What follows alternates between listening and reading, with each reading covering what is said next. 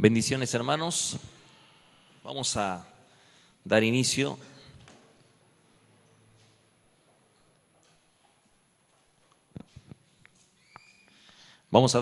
a esta clase sobre canonicidad. Estamos prácticamente finalizando, nos queda una más.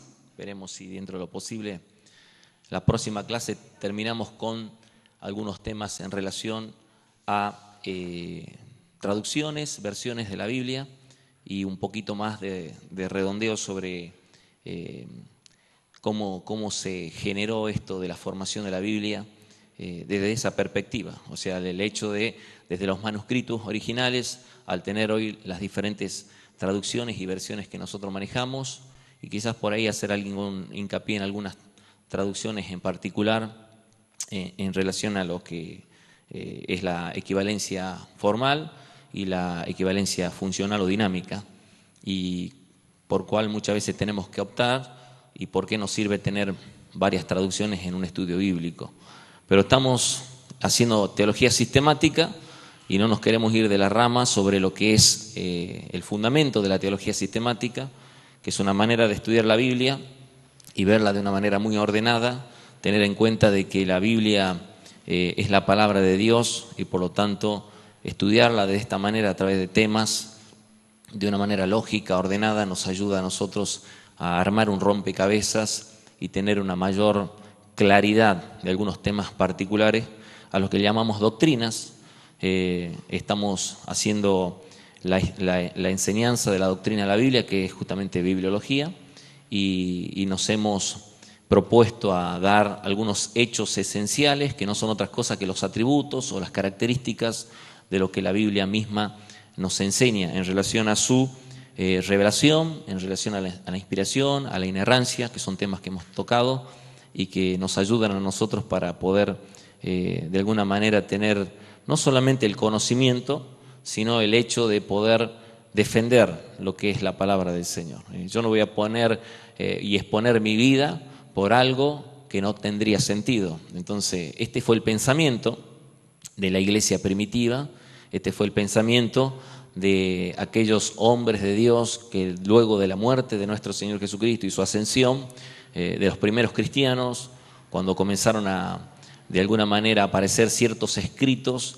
que traían confusión a la iglesia, que no eran realmente considerados inspirados, los llevó a comenzar a pensar sobre este punto de la canonicidad de la palabra de Dios. Entonces, por una cuestión de preservación de la palabra de Dios, por una cuestión también de defensa de lo que es la doctrina de las Escrituras, los ha llevado a tocar este punto que hoy vamos a desarrollarlo. Es bastante amplio, pero bueno, quiera Dios que nos ayude el tiempo para poder lograr.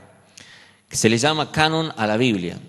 A la Biblia se le llama canon, entonces cuando nosotros empecemos a escuchar la palabra canonicidad o canon de la Biblia, tiene que ver con una palabra que deriva del griego, que ustedes pueden ver allí en la diapositiva, que significa regla o caña de medir, que habla nada más que los estándares, que habla de alguna manera de las medidas que tenemos nosotros en cuanto a todo lo que tiene que ver con nuestra conducta y nuestra fe. Por lo tanto, hay un pasaje de la Escritura que nos hace referencia a esto, Gálatas 6:16, dice: y a todos los que anden, el apóstol Pablo dice esto, conforme a esta regla, paz y misericordia sea a ellos y al Israel de Dios. Entonces, la palabra canon es una palabra que deriva del griego, canon, con K, y que significa regla o caña de medir. Es la regla de la vida, la doctrina o la conducta, la que nos rige a nosotros. Si decimos que la palabra de Dios es nuestra autoridad máxima, nosotros podemos de la palabra del Señor apropiarnos de todo lo que es la regla de la vida. Por lo tanto, tenemos mandamientos, estatutos, decretos que nos rigen, que nos ponen a nosotros en ciertos estándares por los cuales debemos de conducir nuestra vida cristiana. Es un tema que ha sido bastante luchado con la inerrancia, como vimos en clase anterior, un tema muy discutido sobre el tema de la canonicidad. ¿Cuáles fueron las preguntas o los interrogantes o los cuestionamientos que han llevado a decir que por qué nosotros decimos o sostenemos que la Biblia tiene 66 libros. ¿Por qué nosotros no consideramos libros inspirados o autoritativos a otros o del canon bíblico?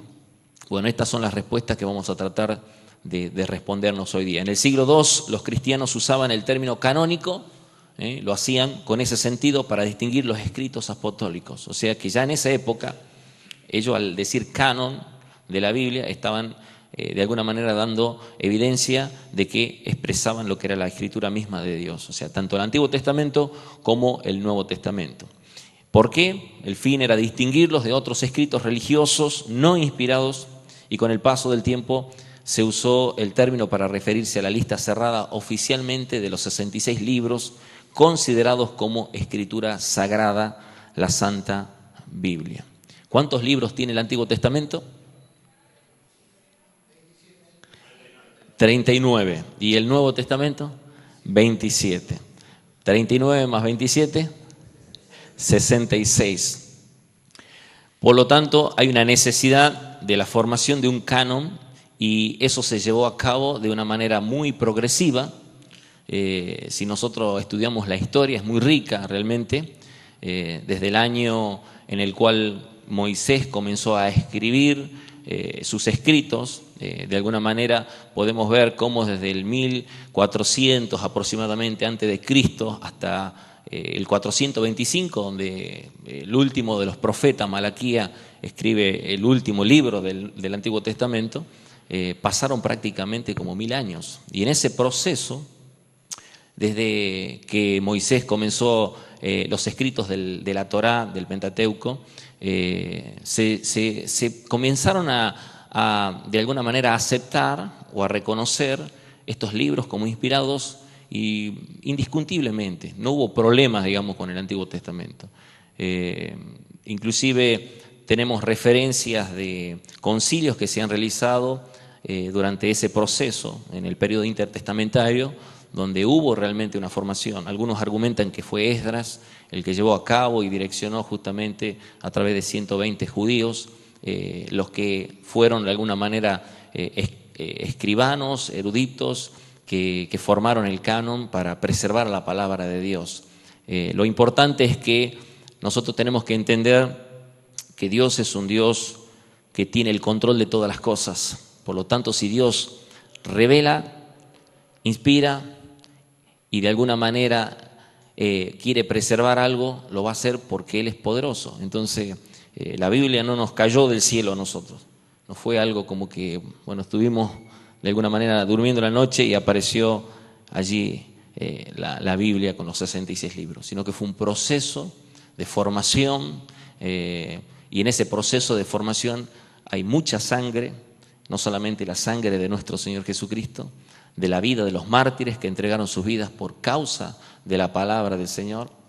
Cuando nosotros nos compenetramos con la historia, realmente terminamos glorificando más a Dios y a su palabra, porque vemos cómo, por ejemplo, en la época de Anastasio, como en la época de hombres de Dios, Ireneo, si vamos un poco más a la época de la Reforma, Juan Wycliffe, anoche veía la película en mi casa y nunca me voy a cansar de ver esa película, porque se honra a Lutero con la Reforma, con la gran reforma del gran reformador Lutero y la imprenta en el 1450, la Biblia al alemán, la Biblia del oso, pero realmente se deja de lado lo que antes de tener una imprenta fue el trabajo de Juan Wycliffe en el 1370 aproximadamente, que se valió de entregar su vida, como Juan Hus y otros más, para poder también traducir la Biblia al idioma inglés en esa época y poder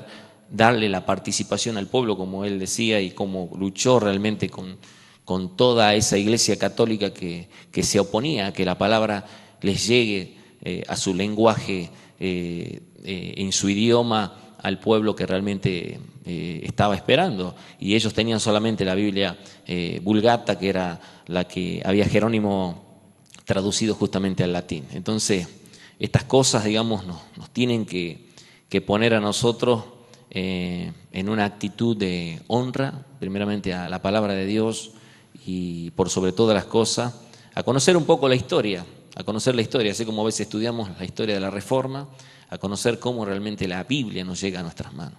Que no fue algo, como bien decía, de que se abrió el cielo y cayeron los 66 libros escritos y encuadernados, sino que esto comenzó allá con un proceso de que Dios estaba hablando con hombres de Dios de manera audible, con los escritos del mismo dedo de Dios a través de tablas, con los pergaminos, el hecho de los cospistas, cómo realmente se prepararon, cómo ellos tenían en cuenta el hecho de poder copiar palabra por palabra, y cada vez que cometían errores, a cierta cantidad de errores, todo ese pergamino era desechado. Tenían en cuenta muchas cosas que algún día, si a ustedes les interesa, lo pueden buscar. Hay mucha referencia histórica sobre estas cosas, cómo realizaban, cada vez que escribían la palabra Jehová, cambiaban la pluma y cambiaban la tinta, y muchas cosas que uno dice el por qué, porque es la palabra de Dios, porque es la palabra sagrada de Dios, es la Biblia. Entonces necesitaba no solamente el temor reverente, sino también el hecho de el poder estar dispuestos a copiarla con lujo de detalles.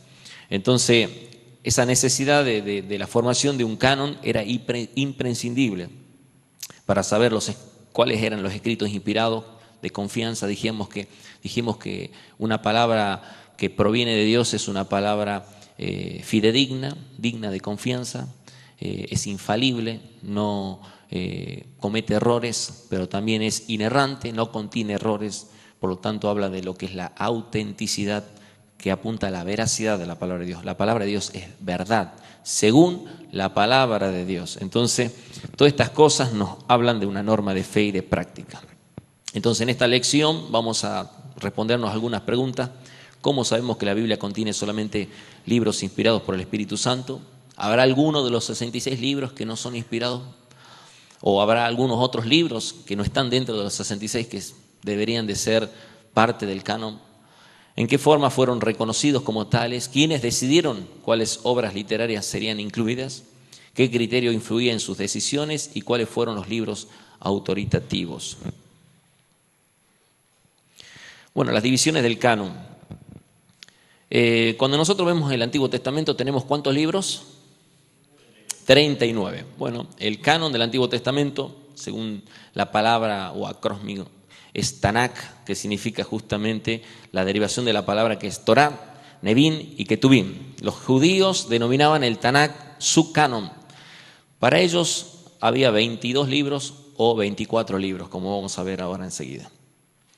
Estaba dividido el Tanakh entonces en tres partes, que era el Antiguo Testamento, y a su vez la Torá con 5 libros, ustedes lo saben, el Pentateuco, que era la ley, el Nevin, que eran los profetas, y el Ketuvim, que eran los otros escritos. Ahora, de nuestra Biblia, que nosotros tenemos 39 libros, y se divide en 4 secciones principales, hay otras divisiones también, no vamos a entrar en el detalle de eso, pero generalmente se dividen en 4 secciones, que son la ley, que va desde Génesis a Deuteronomio, historia, que va de Josué a Esther, poesía, desde Job a Cantares, y los profetas, que van desde Isaías a Malaquías, incluyendo tanto los profetas mayores como los profetas menores. En contraste con el canon hebreo, que cuenta con 24 libros. Y aquí vemos 24 y en algunos casos 22, y les vamos a ver la razón y los motivos. Porque ciertos libros se agrupaban como uno solo. Esdras, Nehemías era un solo libro, por lo tanto eso era, ahí ya vamos a 23 de los 24 que ellos tenían en su canon hebreo. Y luego estaba Esther, que se sumaba a otro libro, no recuerdo bien, pero ya seguramente va a aparecer, y ese era el otro libro que también descontaba dentro de lo que eran los 24 y llegando a 22. Pero lo importante es que la Septuaginta, la 70 que le llaman, contenía 24 libros y en algunos casos 22 libros. Esta era una división así superficial de lo que sería el Antiguo Testamento. La lista que vamos a verla de los libros del Tanakh son La ley, 5, Génesis, Éxodo, Levítico, Números y Deuteronomio. A veces cuando nosotros empezamos a leer los libros en el orden que tenemos obviamente nosotros, nos sirve para memorizarlos. A veces decimos, me acuerdo que una vez el pastor le dijo a un grupo de jóvenes, búsqueme en rápido por favor Judith capítulo 2, y los muchachos daban vuelta por todos lados en la Biblia y estaban así, Judith. Hasta que después se le prendió a uno la lamparita y dijo, ¿Judith? Bueno, parece que no la habían confundido con Esther o por ahí con algún otro libro, pero se dijo Judith. Entonces, capaz que se decía Macabeo, Tobías, era como un poquito más evidente de que no eran libros inspirados. Pero bueno, nos pasó eso y eso nos queda también para la historia nosotros, de que a veces ignoramos los nombres de los libros de la Biblia. Es importante conocerlos. Vamos a ver, por ejemplo, estamos haciendo mención al Tanakh, obviamente, que en los profetas, que es el Nevín, esa estructura, estaba por Josué, jueces, ahí vemos a Samuel y solamente Samuel. Fíjese que no está dividido en primera y segunda de Samuel. Eso lo hacemos nosotros después. Porque imagínense, de 24 lo tenemos que llevar a 39, así que esas son divisiones que se van sumando. Así que ahí sumaríamos 2. Después de 24 aparecería un 25 allí. Reyes, como tenemos reyes, y si sumamos otra división de reyes ya estaríamos en 26, ¿verdad? Isaías, Jeremías, Ezequiel, el libro de los 12. Pero como se dice el libro de los 12, y son 12 justamente los profetas menores, que van de Oseas a Malaquías, por lo tanto tendríamos que sumar 11, porque si un solo libro agrupa 12, nosotros tenemos que desglosarlo en 12, por lo tanto sumamos 11 más. Y así sucesivamente nos estamos llevando prácticamente a una suma de 37. Por lo tanto, los escritos del Ketubim, que son Salmos, Proverbios, Job, Cantares, Ruth, Lamentaciones, Eclesiastés, Esther, Daniel, y ahí dice Esdras y Nehemías, dividimos, nos vamos a 38. Y luego dice Crónicas, primera y segunda, dividimos nuevamente y sumamos uno más, 39. O sea que si ustedes hacen matemáticamente esto, de la agrupación de 24 o de 22 a 24 y de 24 a 39, todos los libros, llámese del canon hebreo o del canon nuestro cristiano, del que tenemos en el Antiguo Testamento actualmente, como autoritativo, son los mismos libros, nada más que algunos estaban unidos y luego se lo han dividido. Los judíos opinaban, eso dijimos anteriormente, que Esdras posiblemente fue el que colaboró como escriba, él también en la sinagoga en el año 400 aproximadamente, luego del exilio, post-exilio fue esto, en la revisión de los libros incluidos en el canon hebreo. Puede ser que sea así, y muchos argumentan porque la iglesia había obviamente el pueblo de Israel que había sido exiliado aproximadamente en el año casi 700 antes de Cristo, 600 y algo antes de Cristo, había sido de alguna manera vulnerado en cuanto al tema de la enseñanza misma. Entonces, ¿qué sucedió? Ya no tenían de alguna manera los escritos a su alcance y tenían que darle de alguna manera la preservación a la palabra del Señor. Entonces yo creo que por la gracia de Dios y porque Dios es soberano y determinó todas las cosas, fue posiblemente Esdras o no sabemos, pero hubo un grupo de 120 judíos que se tomaron el tiempo para poder ordenar realmente lo que ha sido el canon del Antiguo Testamento. Y eso para nosotros fue de grande bendición. El historiador Flavio Josefo, que estuvo desde el año 37 al 100, en la era cristiana, sostenía que todos los libros sagrados del Antiguo Testamento que habían sido de alguna manera reordenados y por el digamos concilio que se realizó en esa época en la sinagoga mayor, que se le llamaba de los 120 judíos, habían tenido la oportunidad de preservarlos durante ese periodo. Miren, 465 al 424 antes de Cristo fue la época en la que justamente Esdras estuvo activo. Así que damos gracias al Señor por esto. Es historia.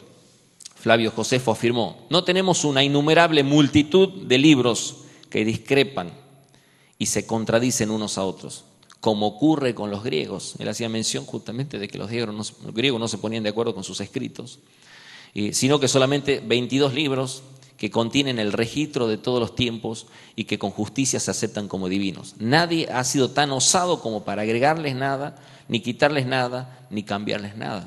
Obviamente la palabra del Señor nos enseña justamente eso, de que no tenemos que quitar ni añadir a la palabra de Dios. Jesús atestiguó del Antiguo Testamento hebreo como escritos aprobados. Vimos ese pasaje en muchas oportunidades, Lucas 24:44, donde el Señor hace mención justamente a la ley, haciendo mención al libro del Pentateuco, a los profetas y a los salmos, dice. Y como habla de los salmos, justamente está haciendo mención a uno de los libros más extensos de lo que serían dentro de los libros poéticos, pero también hace mención a los otros escritos, así que está englobando todo el Antiguo Testamento.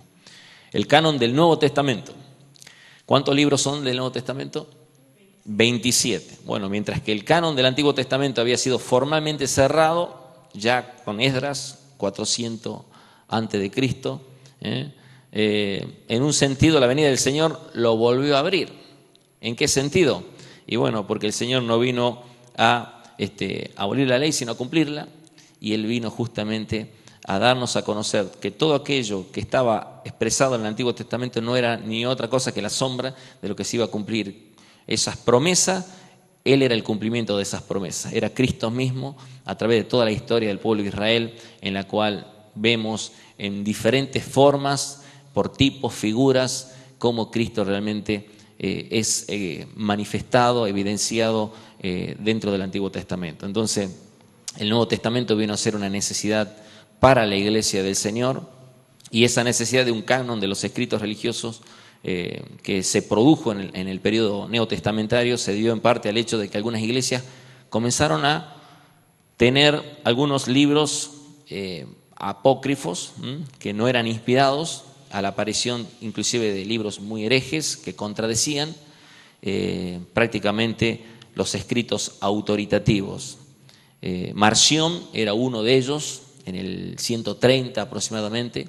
Él hizo su propio canon bíblico y ahí introdujo otros libros que carecían obviamente de inspiración divina, y por esa razón fue que la iglesia comenzó a tener un despertar, hasta que en un momento determinado Anastasio tomó la directiva.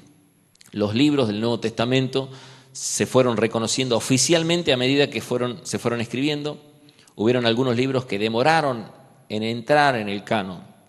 Eso de que demoró no significa que se los rechazó, simplemente que se demoró porque era necesario que pasaba por el filtro. Ya vamos a ver cuál era el filtro, para ver si era o no era un libro que pertenecían al canon bíblico. Entonces, de esa manera podemos entender de que se tomaba en cuenta la verdad de Dios. Hebreos fue un libro. ¿Por qué era un libro puesto bajo la lupa? Bueno, debido a que en el occidente no se sabía quién había sido su autor, aunque en el oriente fue aceptado como una obra de Pablo. Algunos ya habían dado evidencia de que Pablo fue su autor. Santiago es otro libro que también estuvo en tela de juicio y de demora, porque en realidad decía que carecía de enseñanza en cuanto a doctrina cristiana, pero luego fue sumado, segunda de Pedro, por la diferencia de estilo y de vocabulario con la primera epístola de Pedro, y por la poca circulación que tuvo. Segunda y tercera de Juan era cuestionada por la brevedad, porque era muy personal y la relativa poca trascendencia de su contenido. Judas se disputaba que el autor no tenía autoridad apostólica, y el Apocalipsis por su gran diversidad de estilo que tiene en cuanto a la diferencia que Juan mismo expresa en el Evangelio, entonces ya en sus cartas mismas. Pero esos eran algunos puntos, no porque se contradecían, no porque de alguna manera eran libros que distorsionaban la verdad de Dios, sino porque simplemente faltaban algunos ingredientes para considerarse como canon bíblico. Además de los 27 libros aceptados como parte del canon cristiano, hubieron otros escritos que buscaron su lugar en el canon. Vamos a ir viendo esto porque algunos quizás tienen una Biblia por ahí de alguna traducción en particular y se van a acordar de estos libros. Entre estos están los escritos de los padres apostólicos, como Primera y Segunda de Clemente, la epístola de Ignacio, la epístola de Policarpo a los filipenses, la de G, la epístola de Bernabé, la del pastor de Hermas y la epístola de Diogneto, que era un escrito también que había. Ahí aparecen justamente los escritos de Marción, de Felipe, de Bartolomé, de Pedro, de Tomás, que eran otros evangelios que habían formado parte también de ese canon de Marción. Marción fue prácticamente el líder que desde el 130 en adelante quiso de alguna manera introducir todos estos libros, además de los 27. Otros libros escritos fueron los Hechos de Andrés, Bernabé, Santiago, Juan, Pablo, Pedro. Fueron muchos. No se van a acordar los nombres ahora, pero todos fueron rechazados. Todos fueron rechazados por la Iglesia por carecer de los elementos esenciales para formar parte del canon bíblico. Después de varias consideraciones y cuestionamientos a la selección canónica de los escritos del Nuevo Testamento, el Concilio de Hipona en el Occidente, en el año 393, obviamente la era cristiana, se confirma el canon de los 27 libros seleccionados por Anastasio de Alejandría en el Oriente, y esta decisión fue ratificada en el Concilio de Cartago en el 397 después de Cristo. Por lo tanto, la Iglesia pasó por un largo periodo, demoró mucho vamos a decir, en reconocer, no darle la autoridad, porque la Iglesia no tiene el poder para darle la autoridad a un libro que es inspirado por Dios. La autoridad es propia de la inspiración divina de Dios, pero sí de alguna manera para aceptarlo, para reconocerlo y para evaluar si era o no un libro que debería de ser incluido dentro del canon bíblico. La Iglesia no formó el canon, sino que reconoció la inspiración divina de los libros del Nuevo Testamento. El mismo Espíritu Santo que inspiró las Escrituras también dio testimonio en el corazón de sus lectores que esas eran la verdadera palabra de Dios. ¿Qué le pasa a usted cuando lee la Biblia? Sin entender estos temas de canonicidad, sin entender inerrancia, infalibilidad, sin entender inspiración, simplemente con ir a la palabra de Dios. Cuando usted comienza a tener una lectura ordenada, cuando usted comienza a tener un estudio de alguna manera metódico, cuando uno va a la palabra del Señor, la palabra del Señor cumple el efecto para el cual es enviada. Por lo tanto, en la lectura de la palabra, en el estudio de la palabra, cuando escudriñamos las Escrituras, dan testimonio de nuestro Señor Jesucristo. Y eso nos sirve a nosotros para valorarla como la palabra de Dios, indistintamente de estos temas y estas cuestiones de canonicidad y de otros temas relacionados con ciertos atributos de la palabra misma en cuanto a su naturaleza. Pero es importante tener en cuenta que la palabra transforma nuestras vidas, cambia nuestro corazón, saca el corazón que teníamos nosotros de piedra y nos pone un corazón nuevo, un espíritu nuevo. La palabra es espíritu y nosotros creemos en la palabra no por el hecho de que lo dice, sino porque lo experimentamos. Transforma todo nuestro ser, hace la obra que ni siquiera ningún otro libro lo podría hacer, solamente la palabra de Dios. Por lo tanto, el Espíritu Santo obra a través de la palabra de Dios. Moisés, el primer escritor de los escritos sagrados, advierte en Deuteronomio 4:2 que no añadamos, no le aumentemos ni le quitemos a la palabra del Señor. Entonces esto estaba, vamos a leer ese pasaje.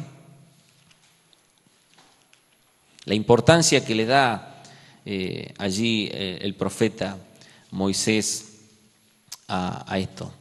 Si alguien lo tiene, Deuteronomio 4:2.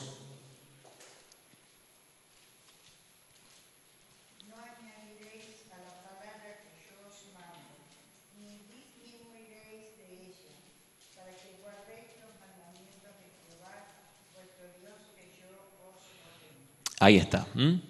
No debemos ni añadirle ni quitarle. Por lo tanto, solamente tenemos que guardar los mandamientos de nuestro Señor, así como nos ha ordenado. Lo mismo dice el apóstol Juan, allí en su último libro de Apocalipsis, sobre esta dirección y este mandato de parte del Señor a temer a la palabra del Señor, a no quitarle ni a disminuirle. Aunque el apóstol Juan es un poquito más tajante, ¿no? Vamos a leerlo.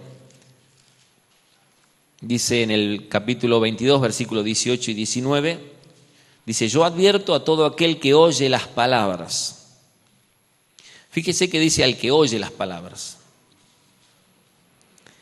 ¿A dónde apunta si dice al que oye las palabras? No dice al que está escribiendo las palabras o al que está organizando el canon bíblico, o leyendo, al que dice el que oye. O sea que nosotros como oyentes también podemos quitarle o añadirle, porque estamos interpretando la palabra. La palabra nos está ministrando a nosotros y nosotros a veces interpretamos nosotros una manera diferente de lo que dice la palabra de Dios. Porque en el oír la palabra del Señor a veces por ahí pensamos que dice cosas que en realidad no lo dice. Entonces esto es también una advertencia para lo que oímos la palabra de Dios. ¿Qué hacían los de Berea en Hechos 10? A ver si lees Hechos 17:11.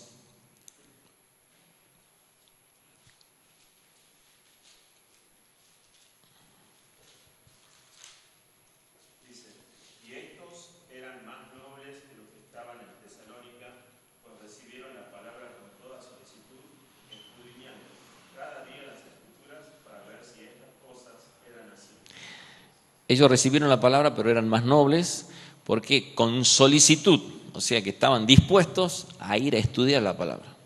No se quedaban con lo que le decían. Entonces eso le pasó a Juan Wycliffe. Él comenzó a estudiar la palabra, por dar un nombre, y dijo: esto no es lo que dice Dios en relación a lo que dice la Biblia, lo que dice la Iglesia Católica.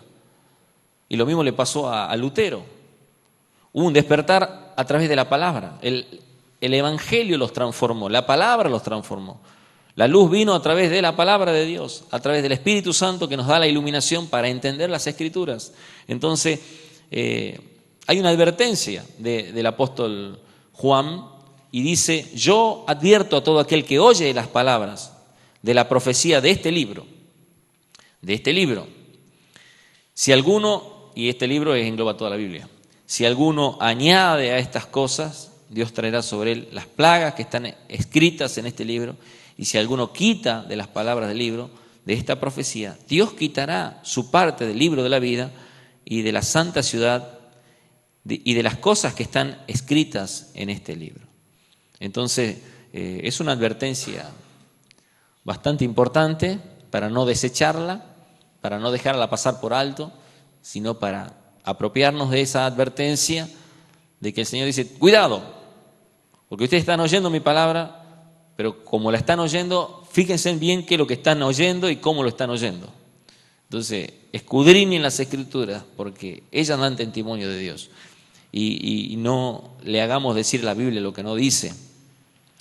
Por lo tanto, como pueblo de Dios, creemos que con toda seguridad que la Biblia, 66 libros, es la revelación de Dios. ¿Qué tipo de revelación es la palabra de Dios? Dentro de lo que es la división de la revelación. A ver si se acuerdan. ¿Qué tipo de revelación? ¿General o especial? ¿Se acuerda alguno de eso? Especial. Especial es ¿por qué especial? Porque la especial apunta a un grupo de personas. La general es para todas las personas. Pero esa general solamente le muestra el pecado al hombre y su condición de condenación. Pero la especial, la palabra del Señor, a través de la obra del Espíritu Santo, trae sobre esa persona la respuesta a esa condición de pecado, de muerto en delitos y en pecados, que es la vida en Cristo Jesús. Entonces, la Biblia no es solamente para que nosotros nos hagamos teólogos, estudiosos, en el sentido de decir de intelectuales en doctrinas bíblicas, sino para que seamos prácticos con la palabra de Dios. Para que cuando Dios dice: sin santidad nadie verá a Dios, nosotros tengamos en cuenta eso. Para que cuando la palabra nos diga a nosotros: mirá, si no perdonás, yo tampoco te perdono, es para que tengamos en cuenta eso.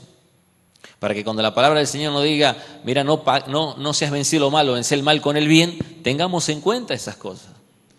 Y para que cada vez que nosotros más profundicemos la Escritura, no seamos solamente oidores, sino hacedores de la palabra, porque en definitiva no se salva del oidor, sino el hacedor de la palabra de Dios. Entonces, es inspirada por el Espíritu Santo, constituye la única infalible e inerrante palabra de Dios, distinta de todos los demás libros del mundo. ¿Qué es lo que hace la diferencia? Este libro de todos los demás libros, que este libro es la palabra de Dios. Criterios para formar parte del canon. Bueno, al ver la lista larga de los libros que fueron rechazados por la iglesia, ustedes vieron todos esos libros que fueron rechazados, ahora hemos de ver los factores que se debían de encontrar en los libros que formarían parte de la Biblia. Hay 5 y más tal vez, pero estos 5 nos sirven a nosotros. Primero, que tenía que ser un autoritativo. Se analizó todo el Antiguo Testamento y luego el Nuevo Testamento y se verificó si era un libro autoritativo.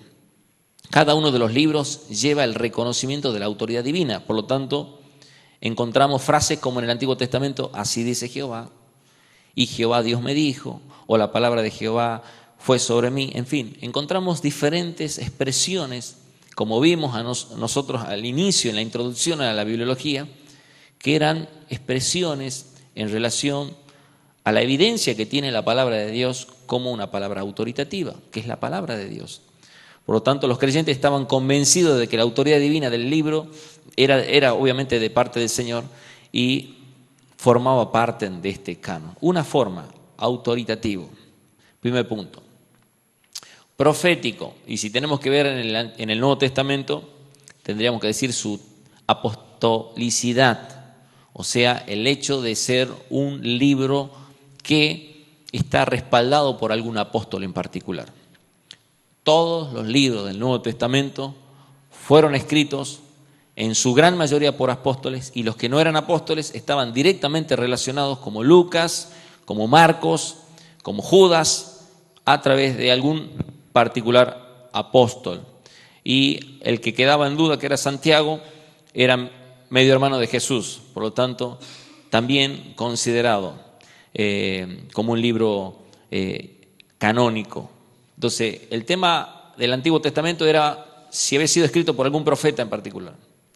Los libros inspirados vienen únicamente a través de hombres ungidos, eso lo vimos en segunda de Pedro, cuando hicimos mención a la inspiración, con la mención de lo que es el fero, ese ser conducido, guiado, direccionado, porque la profecía no es de interpretación privada, sino que el Espíritu Santo se valió de hombres de Dios que fueron inspirados, que fueron guiados para dejarnos a nosotros los registros. Por lo tanto, podemos decir que era una manera, de alguna manera, el aval profético, el respaldo en la obra del Espíritu Santo, tanto en el Antiguo Testamento como en el Nuevo Testamento, a través de lo que se llamaba la apostolicidad.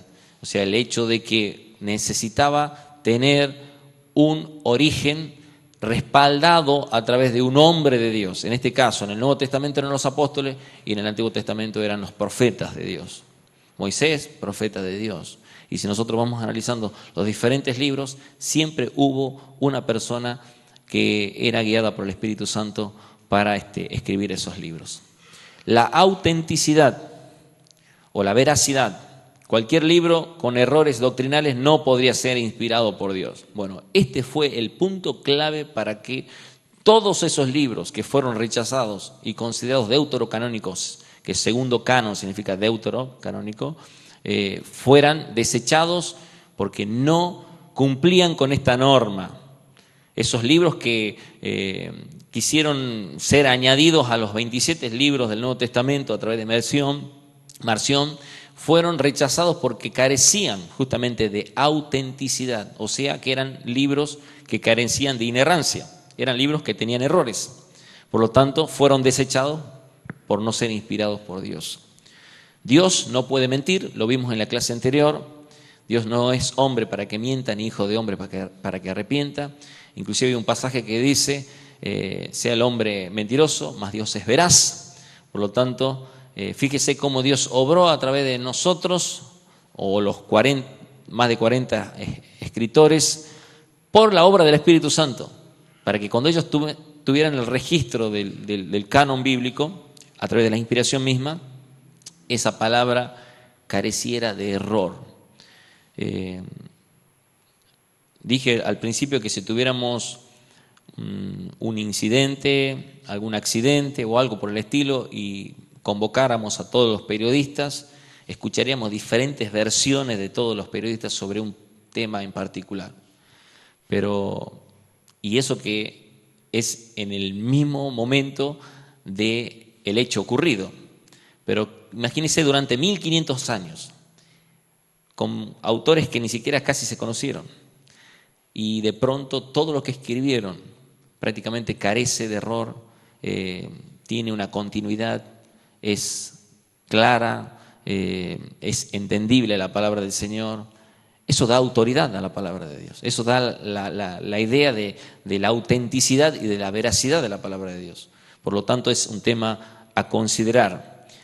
También de esa manera, cuando veamos, por ejemplo, traducciones y versiones, ¿por qué algunas traducciones se han considerado importantes o de alguna manera de peso en cuanto a interpretación misma? Por una cuestión de que han tomado en cuenta justamente mayor cantidad de manuscritos para poder hacer la traducción, y no se han valido solamente de algunos cuantos recursos para hacer esa misma traducción, sino que han tenido en cuenta un montón de otros manuscritos que le han llegado, de copias tras copias, tras copias, tras copias, que han analizado y que han dicho: esto es lo que nosotros tenemos que traducir.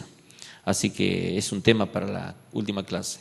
Pero la mayoría de los libros apócrifos fueron rechazados debido a este principio de autenticidad, sus anomalías históricas y herejías teológicas. Nosotros vemos, por ejemplo, que la Biblia no se contradice en geografía, ni en historia, ni en ciencia, ni en nada. O sea, y algunos pasajes que se consideraban, entre comillas, como carentes de fundamento científico, como que dijimos sale el sol, y bueno, el sol no sale. Bueno, se ha dado la evidencia de que fue justamente por una cuestión del lenguaje que utilizaban en esa época, y como también algunos científicos dicen, la lluvia cae. Bueno, hay anomalías entonces en los escritos apócrifos, y eso hizo imposible aceptarlos como autoritativos. Que sea dinámico. Esto tiene que ver con un factor intrínseco. Eso vimos, por ejemplo, cuando dijimos e hicimos mención sobre la obra del Espíritu Santo en nuestro corazón. Por ejemplo, es una evidencia quizás no muy notable, como las otras tres anteriores, pero que tiene que ver en nuestra relación con la palabra de Dios. Por ejemplo, ¿qué tiene este libro? Bueno, este libro tiene ese factor, esa capacidad de transformarnos, de cambiarnos, de trasladarnos a lo que nosotros llamamos de muerte a vida, de las tinieblas a la luz, de hacernos ver cosas que antes no las entendíamos, de comenzar a valorar la vida, porque Dios está en contra del suicidio, Dios está en contra del aborto, Dios está en contra de la homosexualidad, Dios está en contra del pecado en sí, y empezar a ver que esas cosas nos confrontan. Y por lo tanto, como lo dice Hebreos 4:12, seguramente ustedes están yendo a la Biblia, que la palabra de Dios es viva y es eficaz. Y dice para que tengan en cuenta que es la primera parte del versículo que tomamos en cuenta. Entonces, cuando ustedes vean ahí Hebreos 4:12a, tomen en cuenta que dice la primera parte del escrito de ese versículo. La palabra de Dios es viva y es eficaz. Y luego dice, y es más cortante que espada de dos filos. Entonces cumple una función, separa el alma del espíritu, discierne las intenciones del corazón. Imagínense cuando Jesús iba camino a Emaús y se encontró con esos dos que estaban tristes allí, y dice ellos que en su corazón como que ardía, y cuando se dieron cuenta, porque el Señor les abrió el entendimiento para que comprendiesen las Escrituras, dijeron, wow, ¿cómo no nos dimos cuenta en ese momento? ¿No le pasó que usted está leyendo la palabra del Señor y dijo, si lo hubiera leído antes no cometí este error? Si hubiera leído esta escritura me hubiera frenado. Bueno, eso es para que nosotros tengamos en cuenta, 2 Timoteo 3, 16, 17. Toda la Escritura es inspirada por Dios y útil. Es útil para, y usted sabe para qué, para instruir, para redarguir, eso significa para confrontarnos, para corregir. La palabra de Dios cumple esa función. ¿Y por qué le dice Pablo a Timoteo? Porque había evidencia de un hombre llamado Timoteo que buscaba realmente, pero mire lo que dice la Escritura, 2 Timoteo 3:15. ¿Qué tiene que ver eso con la enseñanza del pasado? Y luego dice, que desde la niñez has sabido las sagradas Escrituras, las cuales te pueden hacer sabio, para la salvación por la fe que es en Cristo Jesús. ¿Será importante saber las sagradas Escrituras? Demasiado importante.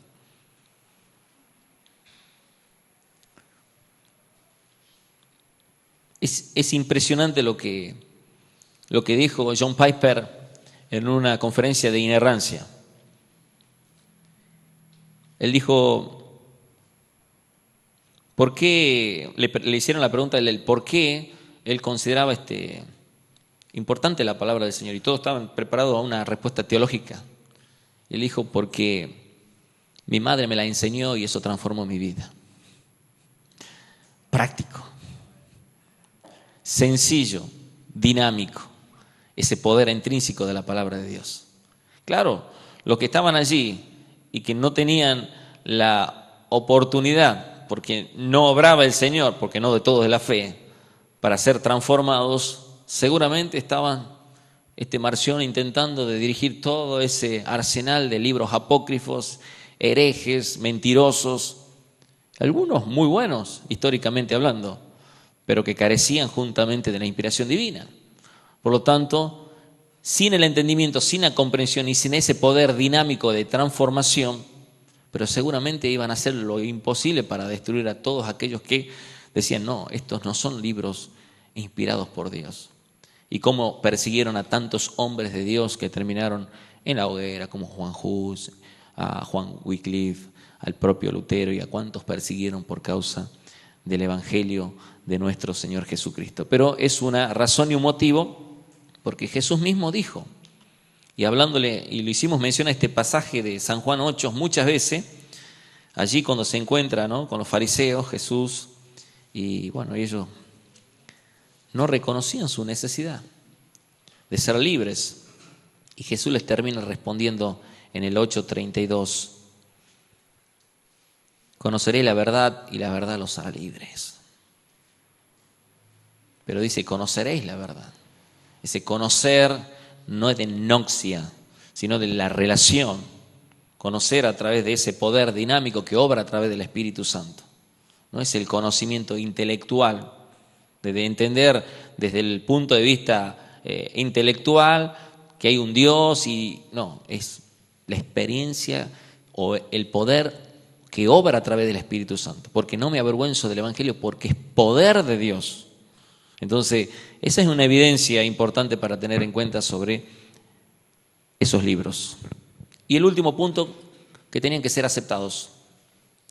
No en el sentido de que la iglesia le daba el aval de ser inspirado y decía sí, no, sino simplemente aceptado, que era un criterio que no debía faltar, que era el reconocimiento por el pueblo de Dios. Pero se reconocía todo, no solamente se reconocía el hecho de decir, bueno, porque esta palabra a mí me ha transformado, cada vez que estaba leyendo en Judith o Macabeos, no, era porque era autoritativo, porque era auténtico, porque tenía realmente el aval de algún apóstol, de algún profeta, y porque tenía ese sello del apóstol o del profeta, y porque obviamente luego, sí, de alguna manera dinámicamente podemos entender esto, transformó su vida, llegaba, digamos, al reconocimiento de ese libro que era recibido y usado como la palabra de Dios por aquellos para quienes fue escrito originalmente. Entonces su canonicidad era establecida. Lo hicieron así en el Antiguo Testamento y así lo hicieron con el Nuevo Testamento. Entonces, la comunicación y el transporte era muy lento. Por eso es que tardó mucho en el ser reconocido. Había mucha necesidad, porque había en esa época un resurgimiento bastante importante de hombres pensadores, de la filosofía, de la teología que comenzaba ya a tomar este auge, la teología liberal, y obviamente los libros herejes que salían, y todo esto necesitaba de alguna manera un reconocimiento rápido, pero se demoró porque, bueno, había que hacer circular los escritos, había que llevarlos, no era como hoy, no había imprenta en esa época, había que copiar.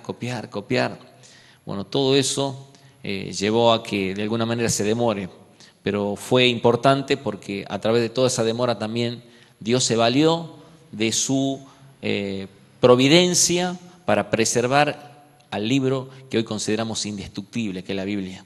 Aun cuando surgieron emperadores que dijeron destruyan a todos los cristianos, quiten todas las Biblias que tienen a su alcance, quémenlas, Dios se valió a un romano, Constantino, para defender de una manera por ahí, por la gracia de Dios, como uno dice, insólita, para también decir no, que la Biblia también puede ser copiada y puede ser propagada. Y todas estas cuestiones surgieron solamente por la gracia de Dios, por la providencia de Dios, que siempre estuvo para preservarlo. Para ayudarles en este descubrimiento tenían que poner en práctica las 5 pruebas de canonicidad estudiadas. Cuando se habla de la aceptación de los libros canónicos, se hace referencia a una aceptación inicial por parte de aquellos a quienes los libros fueron originalmente dirigidos. Vamos a leer ese pasaje de Primera de Tesalonicenses, capítulo 2, versículo 13.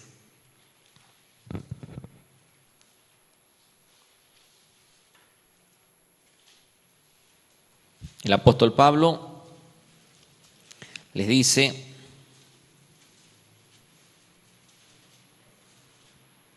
por lo cual también nosotros damos gracias a Dios sin cesar, porque cuando recibisteis la palabra de Dios que oíste de nosotros, la recibiste no como palabra de hombres, sino según es en verdad la palabra de Dios, la cual actúa en vosotros los creyentes. Fíjese, y esto era la aceptación que se generaba a través de haber oído la palabra del Señor y que el mismo apóstol hace mención. Esto no como palabra de hombre, sino que realmente era la palabra de Dios y que la obra que el Señor hacía en ellos era justamente la evidencia del poder intrínseco de su palabra. Además, la aceptación del pueblo de Dios tiene que ver con la iglesia verdadera y no con grupos heréticos. Coré, en el Antiguo Testamento, Datán y Abiram no tenían muy alta estima de Moisés. Murmuradores, en un momento se pararon allí y le dijeron que solamente Dios habla por vos, que vos solamente tenés palabra del Señor, y todas estas cosas que lo llevó a Moisés a tomar una decisión, y le dijo, bueno, vamos a ver quién, que tome la decisión Dios, por quién habla Dios, y le sucedió que fueron quemados 250 ese día, prácticamente por ofender al hombre de Dios. Y ahí vemos un respaldo de parte del Señor a un hombre de Dios que escribió el Pentateuco, a Moisés. Como tampoco, vamos a ver, los que torcían los escritos de Pablo, también hicimos mención de esto en la carta de Pedro, cuando el apóstol Pedro hace mención a los escritos de Pablo, diciendo que algunos indoctos e inconstantes tuercen para su propia perdición. Estas y las otras escrituras. Así que esto nos permite a nosotros también de alguna manera ver cómo la Biblia nunca va a dejar de ser, porque cielos y tierras van a pasar, pero su palabra nunca pasará, va a permanecer para siempre. Y así como Dios preservó la palabra y logró lo que hoy nosotros conocemos como el canon bíblico, más allá de tantos ataques que hubo, así lo seguirá haciendo y se valerá de hombres llenos del Espíritu Santo para lograr esto, Guillermo Tyndale, que también tradujo la Biblia al inglés en una oportunidad. Quiero leerles algunos temas para terminar con este punto y después, si Dios lo permite, la última clase hacer un balance y ver un poco de traducciones. El procedimiento que era usado para la canonización, si bien es cierto, estos 5 principios que vimos nos permiten a nosotros tener más claridad sobre un libro inspirado, un libro que carece de errores, que no contiene errores, que es veraz, es auténtico. Nos permite a nosotros también, de alguna manera, ver de que Dios se valió de alguna manera de ciertos concilios durante todo el proceso de la historia para defender a su palabra. Uno de esos fue en el año 90, el concilio de Yambia, donde realmente hubo una primera, vamos a decir así, intención de los celosos de la palabra de Dios, de defender las Escrituras, y comenzó a darse cuerpo.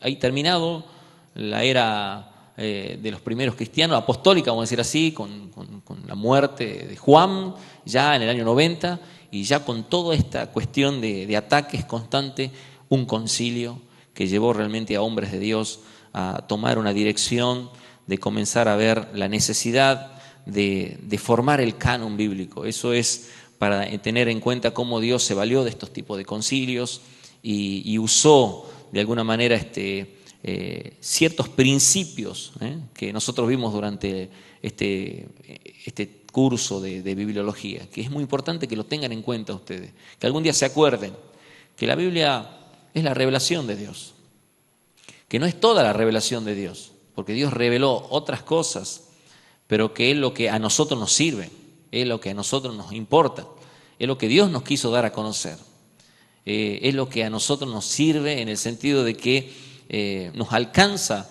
para los propósitos de Dios. Entonces lo debemos de valorar, porque es una revelación de Dios. Dios se dio a conocer, Dios usó la comunicación para valerse de su relación con el hombre. Dios no es un Dios que ande a las escondidas. Dios siempre se quiso dar a conocer, siempre se quiso dar a conocer y usó la palabra para hablarnos a nosotros. Entonces, un principio muy importante que tenemos que tener en cuenta. ¿Por qué tenemos la Biblia? Primero, porque Dios nos habla. Es fundamental esto. La Escritura nos permite a nosotros conocer a Dios, conocer, vamos a ver luego más a profundidad, las demás doctrinas de la Biblia. La teología propiamente dicha, que va a ser dictada por el pastor Juan en breve, ya dentro de un par de semanas, y la doctrina del Padre, la teología propiamente dicha, y cuestiones que nos van a llevar a nosotros a entender un poco más y a armar este rompecabezas. Por eso, vuelvo a decirle, en todo este proceso de compilación, de estudios y todo lo que se ha hecho en pro de el canon de la Biblia, debe ser tomado como realmente de parte de Dios. Yo, por ejemplo, anoche veía la película de Juan Wycliffe y él tenía la oportunidad para estar muy bien. Lo único que tenía que hacer es cerrar la boca en Oxford. Cerrar la boca y ya está. Y no decir más nada y seguir su vida tranquilamente. Pero él dijo, no me puedo callar. No me puedo callar. Y aunque sus discípulos le decían que no, que se quede tranquilo, que bueno, que deje para otro, él decía no, porque si Dios me mostró esto a mí, yo tengo que compartirlo con otros. Y él deseaba realmente, anhelaba que la Biblia tuviera la traducción al inglés, y el trabajo que hizo fue muy importante. Entonces nosotros tenemos en nuestras manos una traducción, varias traducciones, sepamos que es la palabra de nuestro Señor. Hay muchas cosas para decir en relación a la canonización, pero me gustaría que veamos sobre el tema de la importancia de la obra misionera. Nosotros tenemos la formación del seminario William Carey, y cuando nosotros vemos el ejemplo misionero de William Carey, realmente en el primer año lloramos muchos y hasta a veces nos da vergüenza porque nosotros tomamos muy livianamente la palabra de Dios. El ejemplo misionero de William Carey nos da a nosotros la oportunidad de valorar el trabajo de él, cómo se entregó de lleno a la obra misionera y esto es también parte de lo que ha sido la obra en relación a la canonización, porque la preservación de la palabra del Señor ha llevado a que la palabra llegue a otros lugares en otros idiomas. Y él dijo, voy a ir a la India. Y tradujo varios escritos allí y la verdad que es un ejemplo a tener en cuenta como el padre de las misiones modernas. Y no deja de que nosotros tengamos que también muchas veces por ahí volver a la historia y pegarle una chequeada a estos temas sobre hombres de Dios que entregaron toda su vida para el alcance de otras personas con el Evangelio de nuestro Señor Jesucristo. Veía un video anoche de los Tobas, cómo recibieron la palabra en su propio idioma. Los Wichí tienen su palabra en su propio idioma. Y estas son cosas que nosotros nos vamos enterando. En el quechua también está la traducción. Vemos nosotros que está alcanzando el Señor hasta lo último de la tierra a través de la palabra misma. Y a mí me dieron, por ejemplo, 7 hojas de un artículo en inglés y sinceramente, mire, lo miraba por todo lado, renegué toda una tarde y no entiendo el inglés. Y me fui a Google y el traductor no me ayudaba mucho porque me deformaba. Quiero creer que no era la intención del artículo decirme lo que yo estaba leyendo a través de esa traducción. Y yo decía, bueno, este es un artículo que no tiene nada que ver con la Biblia, pero me molestaba no conocer el inglés y para traducir correctamente ese artículo. Yo creo que los hombres que tuvieron la oportunidad de traducir la Biblia a sus propios idiomas lo han hecho con mucho temor, con mucha reverencia, con mucha pasión, y eso debemos de valorar en todo lo que tiene que ver con la obra misionera. Para la primera mitad del segundo siglo, la Biblia había sido traducida al sirio, al latín. Esta obra de traducción urgía determinar con exactitud los límites del canon. Además había persecuciones, otros temas agregados, el tema de la política. Hablamos de Diocleciano en el año 302, 303, 305, donde destruyó prácticamente o envió a destruir toda la Biblia. Y eso también llevó a que, por la gracia de Dios, 25 años después, Constantino enviara un escrito donde dice: he considerado expediente el instruir a vuestra prudencia, el ordenar 50 copias de las Sagradas Escrituras, la provisión y uso de las cuales sabéis que son de la mayor necesidad para la instrucción de la Iglesia, que sean escritas en pergamino preparado de manera legible y de una forma conveniente y portable, por escribas profesionales completamente expertos en su arte.